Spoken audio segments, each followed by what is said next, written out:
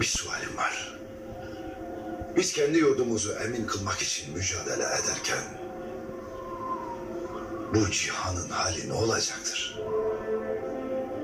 Her şey yerle yeksan oldu. İlletler, iktisadi buhranlar, siyasi hesaplaşmalar. İnsanlar tedirgin, ürkek ve mahzun. Adaletin ordusu şeytanın evlatları kadar mücadelede cesaret göstermedi.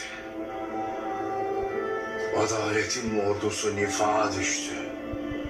Samimiyetini yitirdi. Meydanı boş bulan şeytanın evlatları ise insanlığı bitirmek için taarruza geçti. Ancak adaletin ocağı gayrı yeniden harlandı. Sancak düştüğü yerden kalkacak. Cihan yeniden nizama kavuşacak. Bu millet Allah'ın izniyle şeytanın ordusunu tarumar edecek.